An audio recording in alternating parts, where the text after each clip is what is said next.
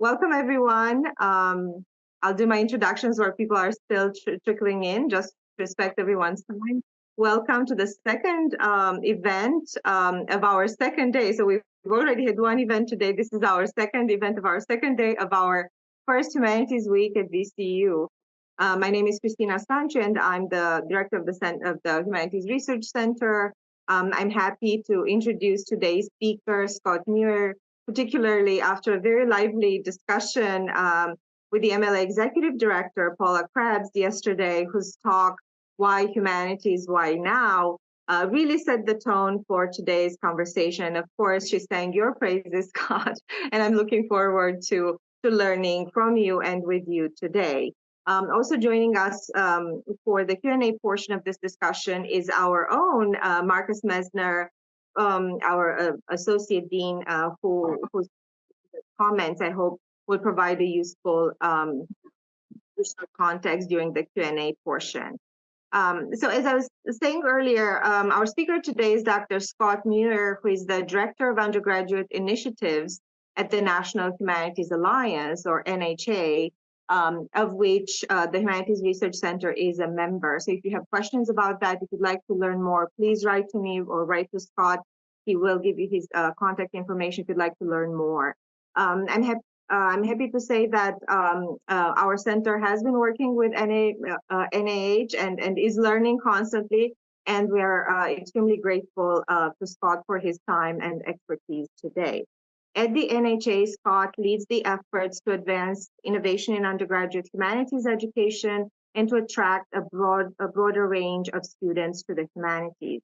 He's host of the famous podcast, What Are You Going to Do with That? And the author of Strategies for Recruiting Students to the Humanities, a comprehensive resource published in 2021, as well as Expanding Access to Undergraduate Humanities Education, Models and Strategies, published in 2024, just this year. Scott completed a doctorate in religious studies at Duke University and has taught at Western Carolina. Today, I'm moderating today's discussion will be Marcus Messner. Those of you from VCU probably don't need an introduction because he's such a well-known figure in the staple of the College of Humanities and Sciences, but I will take a little time to introduce him. He's the Associate Dean for Faculty and Academic Affairs, Humanities and Social Sciences in the College of Humanities and Sciences at VCU. He's responsible for supporting the academic units in these areas, which include the departments of African American Studies, English, Gender, Sexuality, and Women's Studies, History, Philosophy, Political Science, Psychology, Sociology, and the Richard Robertson School of Media and Culture, and the School of World Studies. He also serves as a tenured professor in the journalism sequence of the Robertson School, and he's an eminent scholar in CHS. Has been honored with VCU's distinguished teaching award. Thank you so much for being here, and I'll turn it over to Scott, who will talk about career pathways for humanities students. Many thanks, Scott. Thanks, Christina, and thanks to all of you for having me. Excited to be a part of Humanities Week here at VCU. Hopefully you can see my screen now. There we go. Let me just make this a little bigger so I can see a little better. Okay, so first, just to give you an idea of who the National Humanities Alliance is, we are a member-supported advocacy organization, meaning that our job is to promote the value of the humanities. We do that on Capitol Hill. We are the voice for federal funding for the humanities through the National Endowment for Humanities, through the Library of Congress, Title VI Fulbright-Hays, a number of different federal programs that benefit the humanities across the country. We also advocate for the value of the humanities on campuses, as we're doing today, and in communities as well. So we do a lot of research on the roles that organizations like historical societies, small museums, various cultural organizations and communities around the country contribute to the health of their communities and help educate their citizens about our history, our literature, our issues that we're facing in the society. My part at NHA is very squarely focused on undergraduate humanities education. And we began researching this issue in 2017 of declining enrollments in majors in the humanities. In the wake of the Great Recession of 2008, there was a precipitous national decline that is not fully behind us yet, although we are seeing some positive signs of recovery and reversal of many of those trends. Um, and so basically what we did was we wanted to understand the problem, which I'll go into a little bit more, and how career pathways is very central to just understanding why there has been a decline in interest of studying the humanities as an undergraduate. And we've also been collecting data to assess what is working to attract more students to the humanities in this challenging environment. We document the impact of these innovative initiatives on students by surveying students, by conducting interviews, where we learn about how these experiences shift their perceptions of what the humanities can do for them in their careers, especially. And then we share promising models and resources for faculty and administrators to consider in building initiatives on their campuses through the types of reports that Christina mentioned in her introduction and reading of my bio. And I'll get to some of those later. So the takeaway from, if there's one biggest takeaway from our several years of researching undergraduate humanities recruitment, it's that articulating career pathways in the humanities is both our greatest challenge and our greatest opportunity. Greatest challenge, I'll talk more about that. You probably have a lot of understanding of that you bring to this discussion as well. Greatest opportunity, I would say, is because this is in large part a misperception. So we talk about flipping the script because really a humanities background is a very strong foundation for a wide variety of careers. So this is a myth that studying the humanities puts you behind the 8 ball on the job market. So it's relatively easy issue to address because it can be debunked, and but it's also been a tenacious myth and been one that's been difficult to dispel.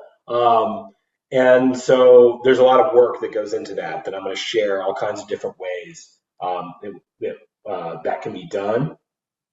But the reality is that the adaptability that comes with a humanities degree, the open-endedness of a humanities career pathway, it can seem like a daunting challenge when you're graduating and you're trying to figure out what it is that you're going to do next among the many, many options. There's no clear direct path. There's no plan A that's presented to you.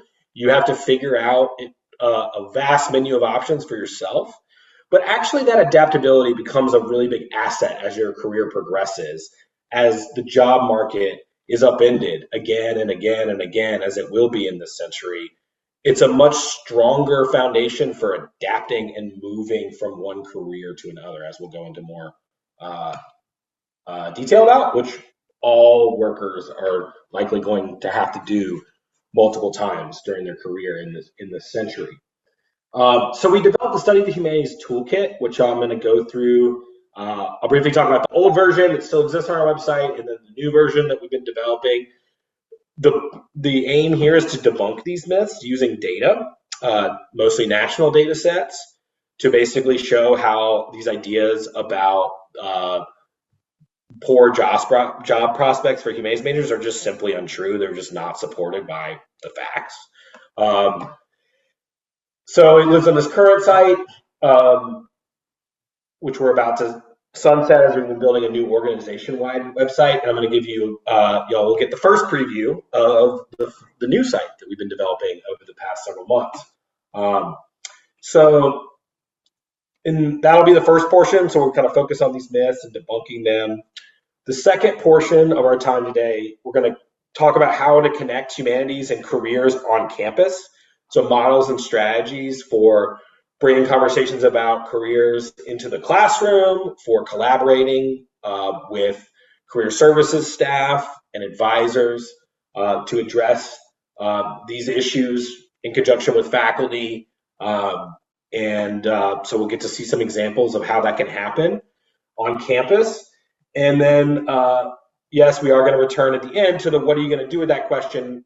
You know, debunking the myths doesn't necessarily replace this kind of big question mark about what one will do with a humanities degree.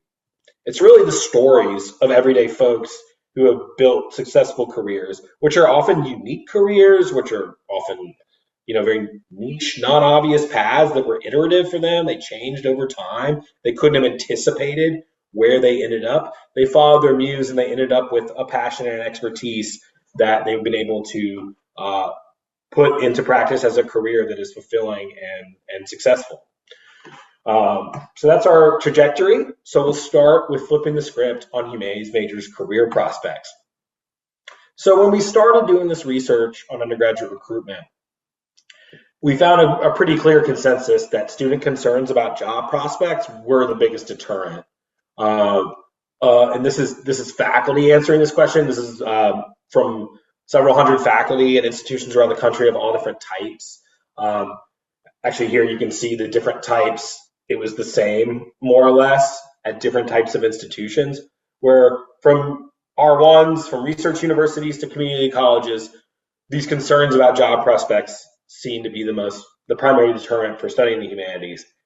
And other related things like discouragement from parents and other influences, which is something that we've seen really accelerate in terms of parents actually discouraging their students from studying the humanities, again, out of fears based in misperceptions and myths.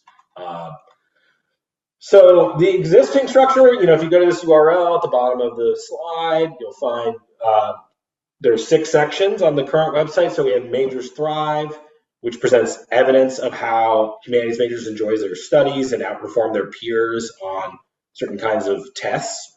We have Valued Skills, where we emphasize how widely valued humanities knowledge and skills are across the wide variety of careers. And then employers actively seek out humanities skills. We show that humanities majors have comparable employment levels, comparable salaries, and doing increasingly well over the long haul as their careers progress. We highlight some field leaders, well-known leaders from in government, in medicine, in entertainment, in business, all kinds of different areas of life that folks with humanities backgrounds have risen to leadership.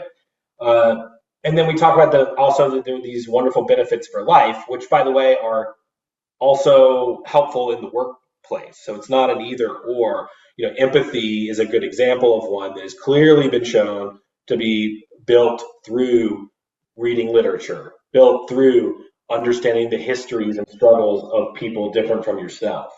And this is a skill that is really valuable in the workplace also, but it's just enriching for one's life in general. And then finally, we present evidence to show that contrary to some people's expectations, that the rapid change, the automation through AI and other technologies that we're experiencing, the complex challenges, overlapping challenges that we're facing in this century, these things actually, far from making the humanities obsolete, they actually play to the strengths of the humanities as workers will be more and more defined by what they can do that computers can't.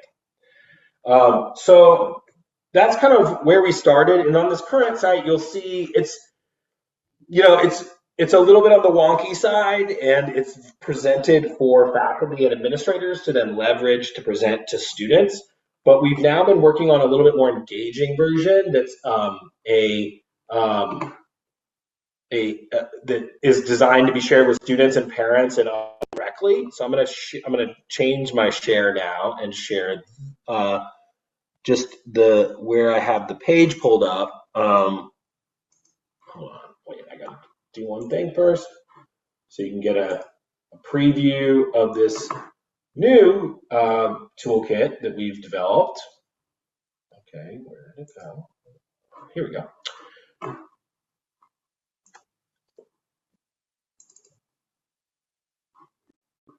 Okay, so Here you see with the question we start with is why studying the humanities, why study the humanities, and emphasizing that the humanities prepare you to work with others to navigate difficult decisions and solve complex problems, again, in your personal and professional life. But once again, we're mostly focused on debunking the myths about career prospects. So we start with valued skills. And we really want to make this point that as more students pursue increasingly narrow and technical curricula, employers note that too many graduates lack crucial skills like writing. In this context, a humanities background can provide a competitive advantage on the job market. So this is from the AAC&U's employer survey. They do an annual survey of hundreds of employers, and they found that there was this kind of skill gap that really speaks to, as more students have gone away from a humanities intensive education, your skills as humanities majors stand out more in the workforce. So while 81% of employers are saying that oral communication is a really important skill, only 49% are sort of satisfied with the skill level that their recent graduates, their new hires, are bringing. Similarly, 77% seeing writing skills as very important. Only 54% satisfied with the level of writing skills that students are bringing. Critical thinking, again, 78% think it's very important. Only 49% feel that students are very prepared in this area. And finally, 70% saying it's locating and evaluating information from a variety of sources is a crucial skill, and only 54% satisfied with feeling like students are very prepared in this area. So you as humanities majors are the ones stepping in, having done sat through a lot of discussion-based classes, having written a lot of papers, written a lot of more words than your peers have in the course of your college careers, having done more critical thinking that is geared towards really dissecting the strengths and weaknesses of arguments rather than looking for a right or wrong answer, and synthesizing information from a wide variety of sources, as we do in the humanities all the time. So these things, really you'll see in these surveys in the qualitative, a lot of employers complain just about how they're hiring new graduates who can't write professional emails on the levels that they want students to be, who may be over relying on ChatGPT and tools and not able to actually stand on their own writing skills in a professional setting. It's also a competitive advantage, humanities background, for those who pursue graduate study, whatever that graduate study is. So we present the medical school data here that shows that students score higher on the MCAT and matriculate into medical school at higher rates compared to other applicants. But this is true for law school. This is true for business school. It's a really strong foundation for any kind of grad school because of the skills that we just talked about. That those can be applied in any kind of direction through a graduate degree program. Moving on to career success, we want to really parse the fact that humanities majors salaries, if you look at average salaries and things like that, they tend to come down in the average range, right in the middle for college graduates, which by the way means you're getting a huge wage premium over high school graduates and people who don't complete a college degree. But it's right there in the middle of the average range. So it's misleading and just wrong to say that humanities majors struggle mightily compared to other college graduates. They don't. They're in the middle, right? They have pretty average outcomes. But what this kind of hides is that the humanities humanities salary averages are dragged down by the fact that humanities majors often go into rewarding mission-driven careers in education, nonprofits, and government, that especially in the entry-level positions, when you're looking at data that's like earnings 2 years out or 4 years out, they're often, making less, but they're doing really important work that they care about that can lead to a very sustainable and successful career, that is an expression of one's values. So first, the overarching point is that career success really depends on, these highly transferable skills that we just talked through. It's not really about the specific content students study in college. The idea that you can learn a body of content knowledge in a 4-year undergraduate degree that will go the distance for your career is frankly a pipe to me. It's just not something that is possible in the 21st century. And so the reason people are choosing something else against the humanities is often they're believing they can get something that they can't actually have. So this transferability, this adaptability is really speaks more to the reality that careers are iterative, they change, they're unpredictable. The job market is unpredictable. And so it's encouraging that humanities majors thrive in a wide variety of industries. What we also see is that humanities majors who prioritize high earnings are able to achieve their goals.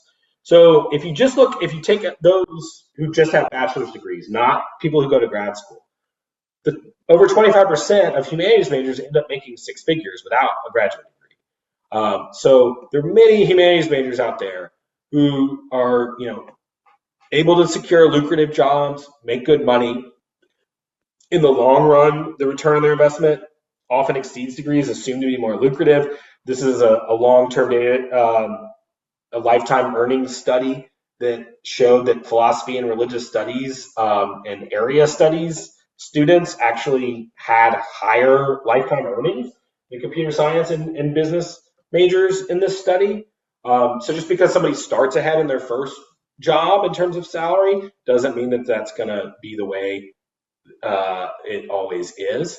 And, also important to note, many humanities majors go on to work in the fields that people are gunning for by studying a business degree, and they're actually just as well positioned to work in these fields as a business major is. So you see that humanities majors, like all other majors, significant number of students, almost 15%, going into management jobs, over 10% working in business and finance jobs, a slightly disproportionate number working in sales, and a significantly disproportionate set of humanities students working in the legal professions. But humanities majors also know that money isn't everything, so many pursue careers that are fulfilling again, and needed for society, but may not be as well compensated. So here you see some of those categories.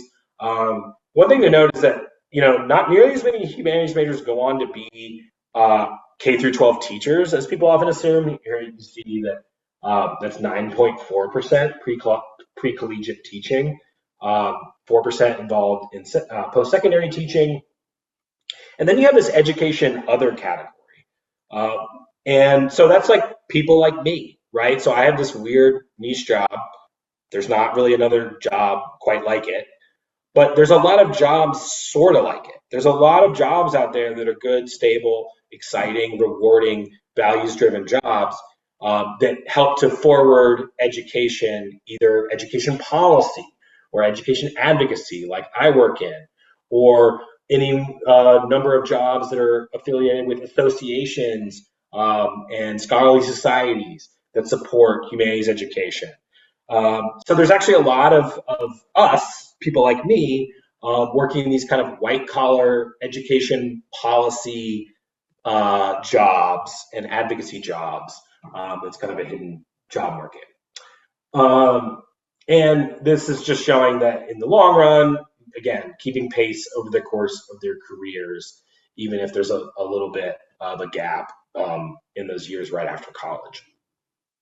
And then the last point I want to make here before I come out of this is just, again, driving home this, don't just take my word for it about the future of work and how the changes in the economy are actually playing to the strengths of the humanities. I mean, this is what you see this graph here where showing that demand for humanities skills will increase in the future workforce.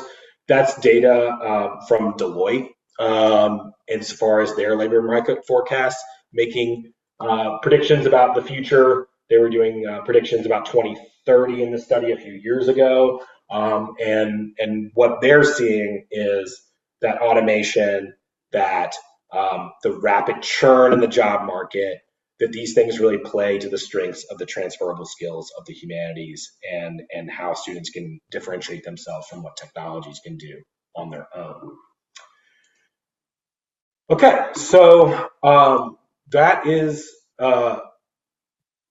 does it for my first section here. And I don't know, I'm looking in the chat. I can see, I know we're going to have time to look in to more questions, but I'm happy to take a look real quick before we move on from this topic. So the cost of higher education absolutely is a really big part of this.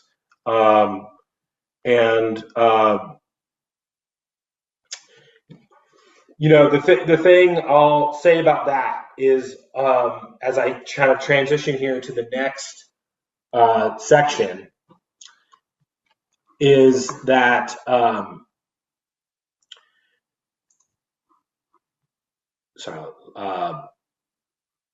you know, this is why we think that we've been pushing really hard on the humanities faculty and administrators themselves to really take on this task of drawing these dots much more clearly for students of from a humanities degree to a career pathway, because of these, you know, the higher cost of higher education, the fact that because of the higher cost, parents are often more involved in a discussion of what students are studying, and that it's basically something that we can't afford to ignore, because it does play to, you know, if we ignore this issue of supporting strong postgraduate outcomes for all students, we're basically are offering a program that is more likely to be taken up by students from wealthier, more advantaged backgrounds.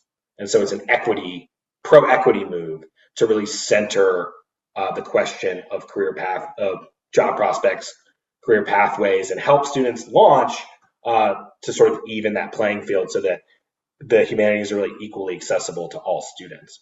Okay, and I see Christina saying questions at the end. Sounds good.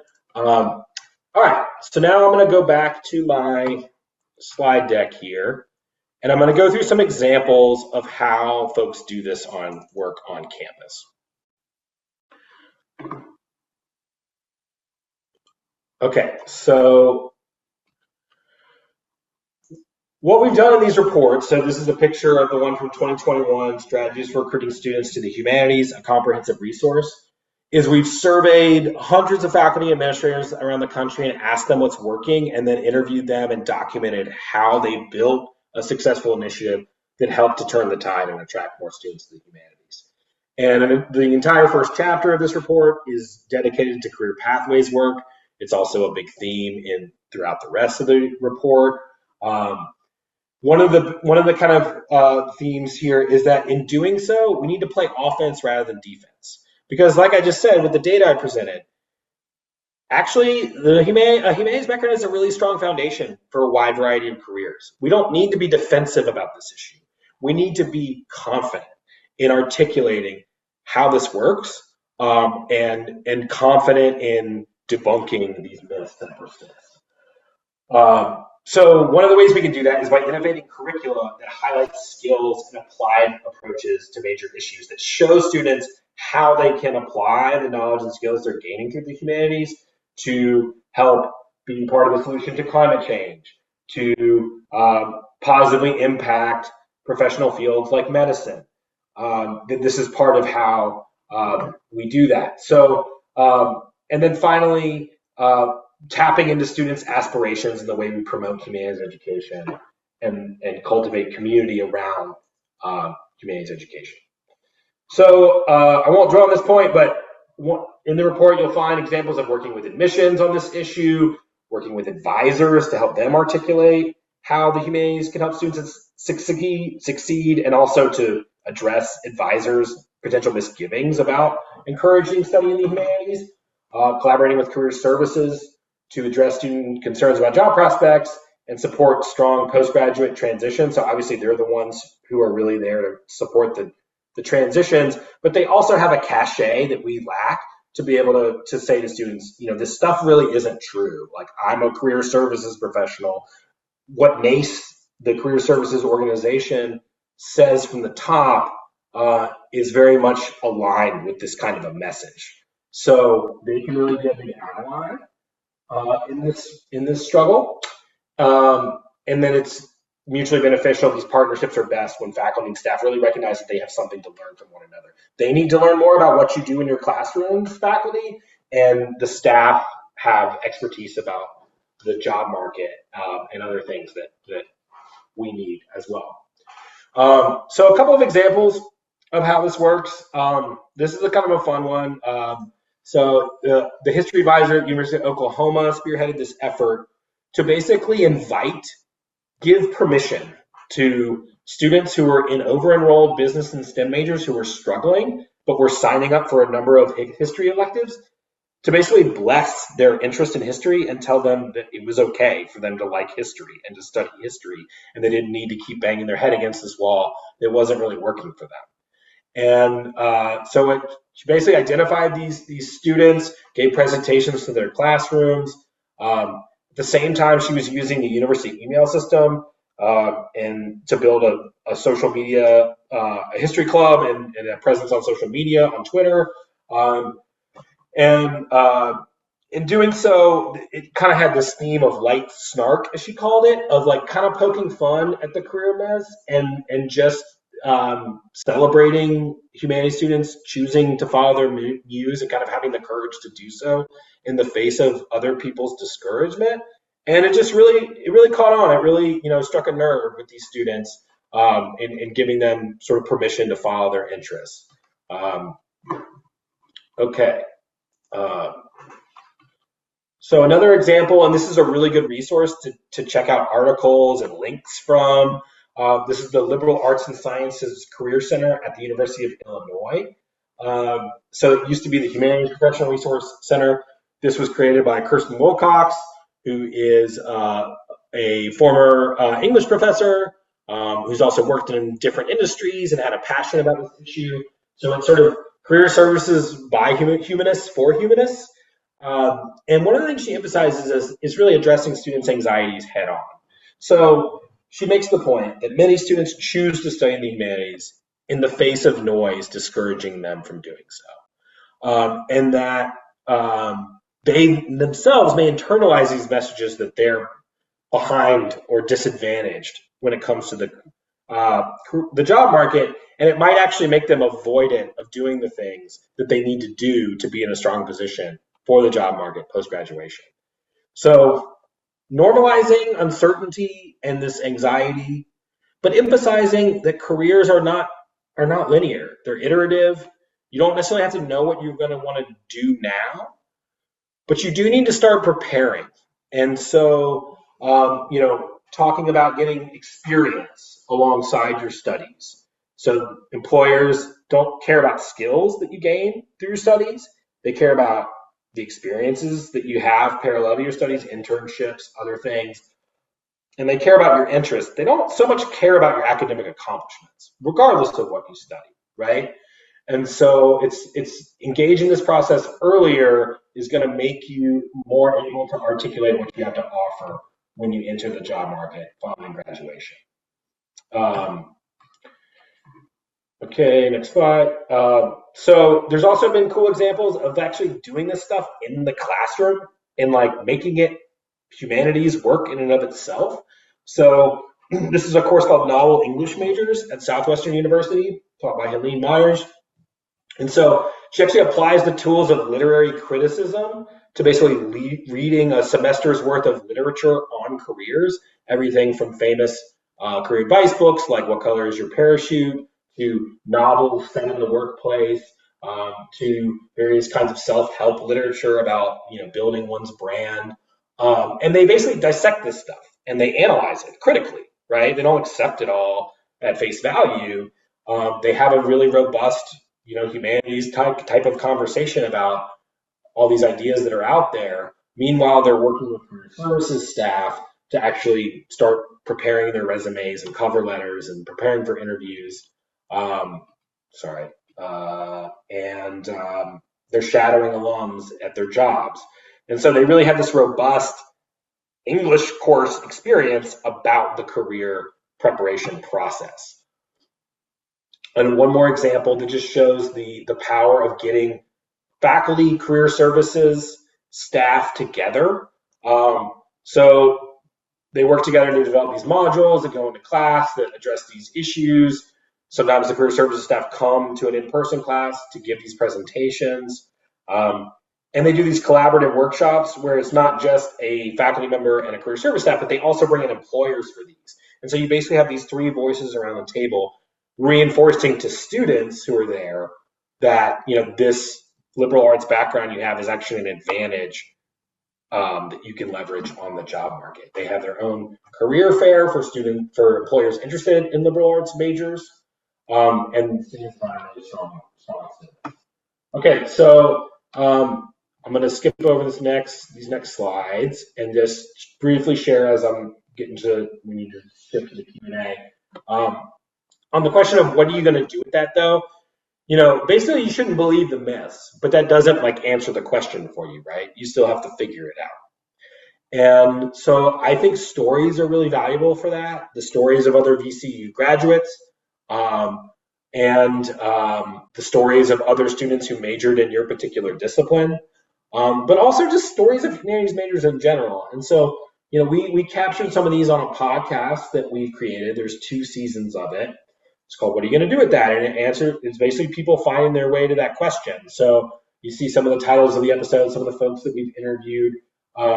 You know, the first season, these are episodes from the first season. We're really just trying to make the point of like what these skill sets are and how people are able to translate their humanities background into a career that they're passionate about, that addresses problems they care about. In the second season, we shifted to kind of emphasizing pro-social careers. So this is not only can you do not only can you do well for yourself, but you can do good for the world. And so you see some of the titles of these episodes. Here you can kind of see how these students majored in a lot of different things in their undergraduate majors. They're on the right column, and then went on to all these different professions doing really cool work that's very different in nature. And so I'll just close before we go to Q&A. I'm just going to, well, actually, I'd have to, hold on one second. Let me just stop share, reshare, and click the audio. I'm just going to play you a 1-minute clip from it so you can get a little taste of it. And then we'll move into Q&A.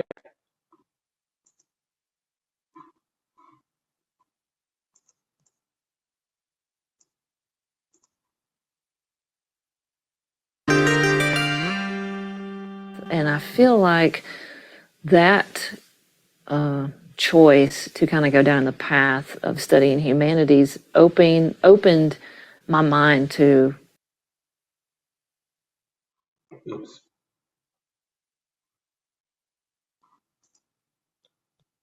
Sorry about that. So, you know, I remember. Okay.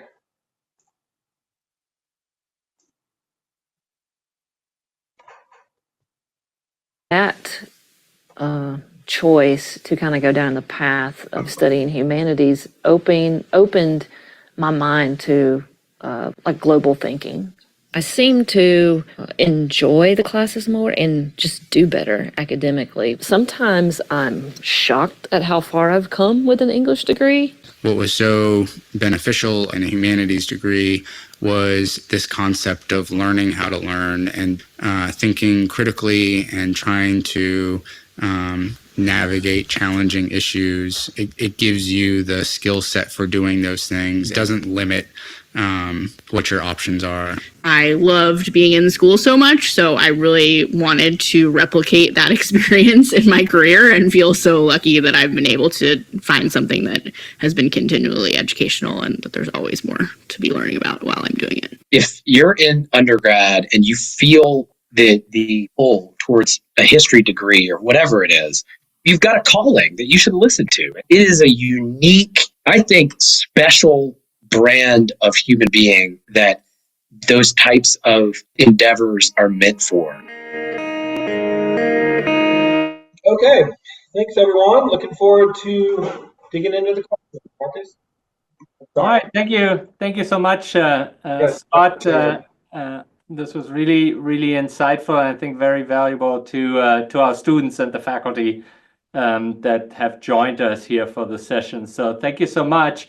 I was actually kind of like as I was listening to you, I was thinking back to my own college days. So I'm a journalism professor, and I was a practicing journalist, a reporter, but I actually was an English major. And so minored in history and political science, and that really set up that questioning, critical thinking skill that I benefited from in the professional world. But I remember kind of the anxiety of what am I going to do with that degree. So feel a lot for our students who are trying to figure out what to do with their degree. I fully agree on the value and also the future value of a humanities degree. We'll have a lot of AI take care of all the computer programming in the future, but we really need creative folks, critical thinkers, and people that put the humanity in our world. So as I thought about that, I was thinking about, we have students attending this webinar today. What do you tell a senior that's about to graduate in December or in the spring in May? What can they do? What should they do at this moment to prepare themselves for a career, make those connections? What should they be doing? They don't have the full 4 years anymore. How do they set themselves up so that they put their degree to use? Yeah, that's a great question. And when I graduated from college, I actually went and worked as a life and career planning consultant. So I actually took people through this process that was like doing a lot of assessments, personality assessments, aptitude assessments, things like that. And I'm really reflecting on what makes me tick, what makes my client, the people I was working with, what makes them tick, what really are they passionate about, what are the things that they're uniquely good at that they get a lot of satisfaction from, and then sort of building a career direction out of that. So I would imagine that some of these tools are available to you, these self-reflection tools, these personality tests, these different skill inventories, these things that you can take that are kind of like a mirror to hold up to yourself that show you how you're different from other people and how there's actually things that you bring that are really distinctive. And as I noted, humanities skills are kind of becoming more distinctive as it becomes a less popular, as it has become a less popular field of study. So those questions get to value. So what, in terms of your own values, like what is the mark you want to make on the world? What are the issues you want to unpack the most? But they also get to questions of just like, when you wake up and go to work, what do you want that day to look like? Do you want to be sitting in front of a computer? Do you want to be in a dynamic workspace where you're constantly on your feet, moving from place to place, working with lots of other people, a mix of the two? There's all these questions about kind of like, so there's these big values-driven questions about what you want to do with your life that can feel very, kind of too big sometimes, and you won't, because your career will evolve and it may go take unexpected turns. You may not know what that is yet, but the questions about like, what's an ideal day look like to me, I think are actually more important than people realize. So that's, I think, an important one. I would just encourage you to take the time to reflect. And then while you're doing that, to talk to people about their jobs. People like to talk about themselves and they like to talk about their work.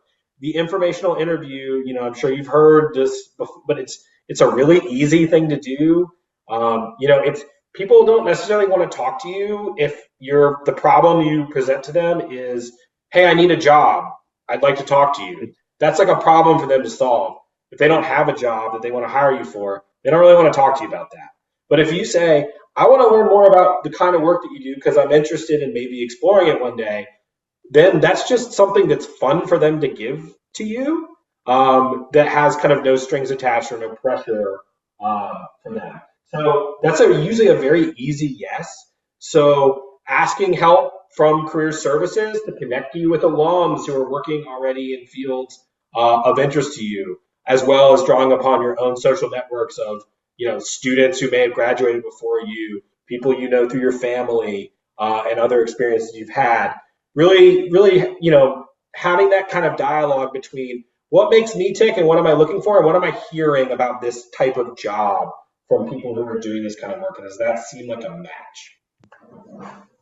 So what I'm hearing is engage, right? Looking for the resources that are available to you. I'm actually really proud of our humanities departments. Our history department just implemented a career development course sequence, several one credit courses that get students thinking, not just at the end of their college career, but throughout, and really get that to that point at graduation to be ready for a career. Our English department has lots of internship offers in different areas, editorial, magazine internship, and open internship, social media internship.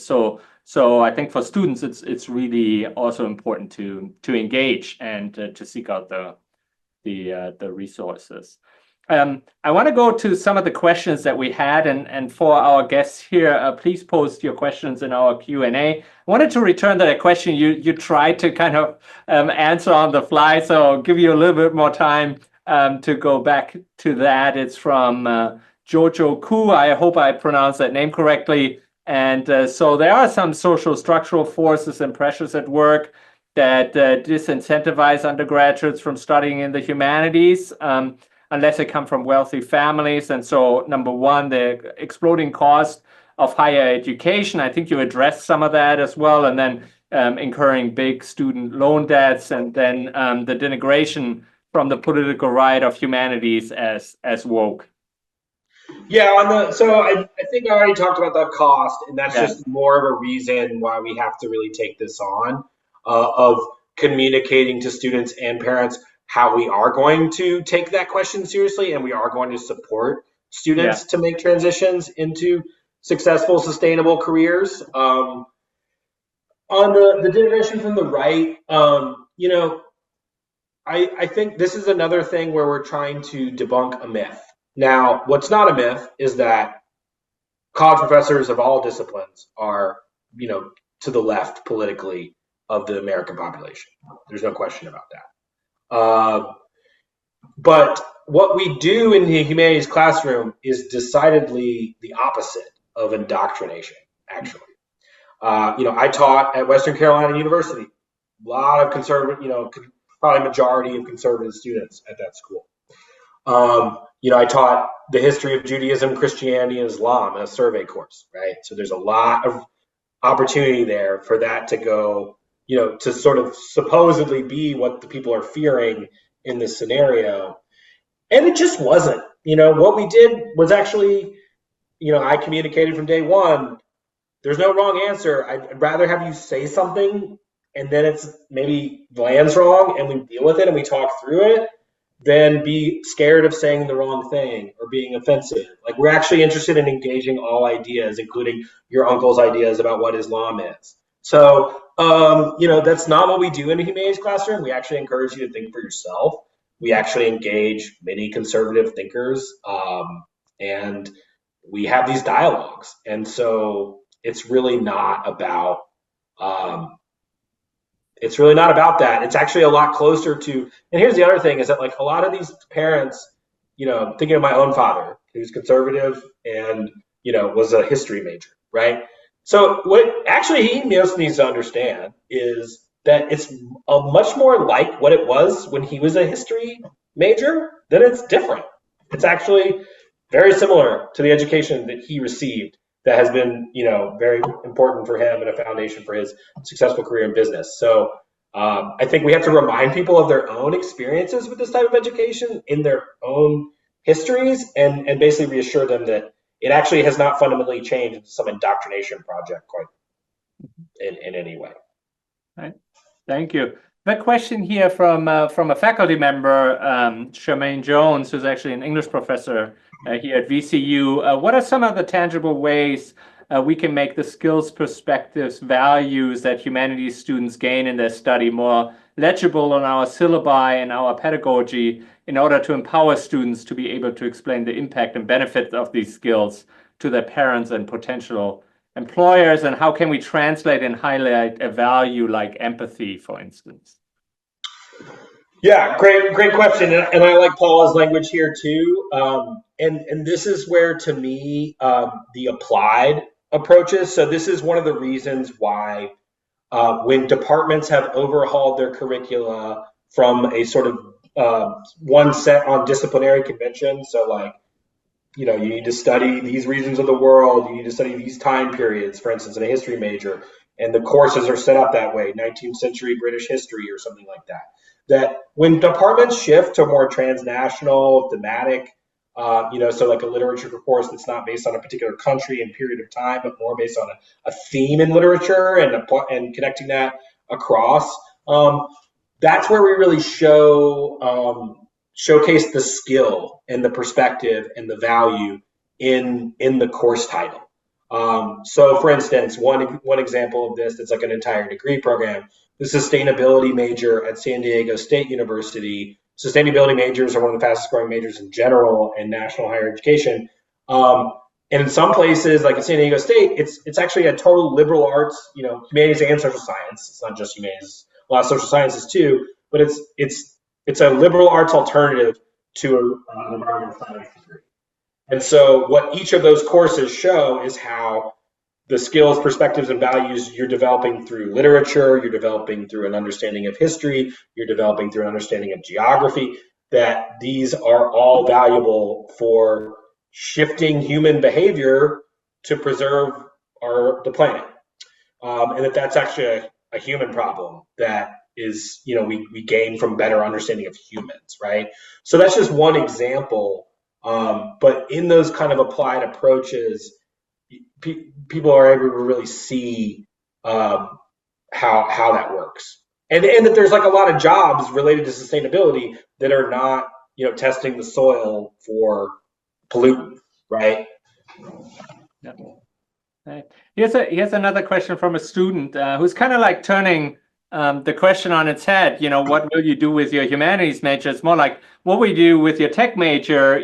Considering all the layoffs that we've seen in the tech industry, and what happens when those tech skills become obsolete when AI takes some of that over. So question here is, what looks like a safe, secure job today can become precarious in a few years or even within a decade. How do you plan for that? How do you adapt to that? Right, exactly. So the types of jobs that humanities majors often have within an industry where they're so for instance, one of the common roles that you'll see out there that we highlight in the podcast episode, leverage humanities skills in the tech world, rather, is being a intermediary between engineers and the end users, whether that's a user experience research modality within a tech company, whether that's more of a sales type interface, and that that job, it doesn't really matter which technology you're connecting the dots from, right? I mean, you have to be able to understand what the technology is, gain a basic understanding of that, and to close that communication gap between the end user and the producer. But like, if your industry goes under and that's your job, you can easily market yourself with that skill set to a different kind of, similar kind of role in a different industry. So I think that you're right, basically, to call into question what I called the pipe dream that many students think that they're getting out of their computer science. It's not the way I like to think about it is what they want in terms of long-term career stability and a sort of golden ticket. It's a good thing to want. We all want it. It's actually just not available. It's not on offer. That's not what our lives are going to be like in this century. And so everybody's going to have to adapt. And so if your skills have to do with getting different types of people with different priorities and different vocabularies on the same page towards a common goal, that's an evergreen skill that will survive a shift in market more so than a particular technical skill set that is replaced when that format becomes obsolete or what have you. Right. We got one really straightforward question here. What's the job market like for someone coming out of undergrad, wanting to be a teacher, humanities, Latin? So what's kind of like the teacher market looking like for humanities majors? Yeah, that's a great question. From what I understand, it's the job market right now is challenging for recent graduates. But my understanding is that there continues to be teacher shortages in a number of places, and that is a job that is likely to be in demand. I will say one point I did come across recently is that a master's degree is becoming more and more a differentiator within the teaching profession. It doesn't actually matter necessarily what the master's is. It doesn't have to be a master's of education. It may need to be in certain state contexts to get the credentials that you would want, but usually it's just a master's. That's just a word that I think one can get a teaching job right out of college, teaching humanities, but long term, thinking about a master's is probably a good idea in the education field. Right. Thank you. We are here at VCU, like many universities, we're trying to wrap our head around AI. How do we, tackle the challenges in the classroom that we're facing right now, but also how we're teaching it. And so one of the approaches we've taken is develop a practical AI minor across the entire university that's low tech, low math, that any major can take. And so we kind of think that that's a good way for any major to add that skill to their, kind of like job portfolio there. How do you view this, getting that tech expertise that might change very rapidly, but to getting your, kind of like foot in the door getting to start thinking about it. How do you view that? I think that's hugely important. I mean, so the Deloitte report that I mentioned, that I referenced, that's what they would say. They would say, like, everybody needs to be conversant with, if not the latest technology, the current technology, right? And that is an asset or a liability on the job market, whether you're able to sort of work with those technologies. So you can just imagine you land at a workplace, you come in the first day, they're going to have a lot of digital systems that they're using to run their workforce, right? And your ability to sort of like jump in and understand those. And yeah, I mean, I use AI in my research when I just have like a question that's like too complex for a simple search, but it's pretty straightforward factual question, writing a good prompt so that you get that good, very targeted, very specific answer. Prompt engineer is a job that has been on the rise, right? So, what the labor market forecast experts would say is you want to stay up to date on all that, but that's not. It's like it's a box you check. It's like something you have that most people have, and that's not really what sets you apart. What sets you apart in terms of leadership and progressing your career is your more fundamental skills that you get from studying the humanities. But it's an important thing to have to make, to work on an equal level with everybody else that you're working with. Great. Thank you so much, Scott. I want to thank you for your enlightening presentation and for spending some time with us. These are all important issues for our students, but for our faculty as well, to think through, to kind of make us future-proof for the work world, but also here in academia. So thank you so much. I'd also like to thank Christina Stancho and her team at the Humanities Research Center. They're putting an amazing program together this week for the Humanities Week. So for all of our guests, our viewers, please join us again for more events this week, and engage with the Humanities Research Center, which outside of this week also has some fantastic programming and resources for everyone.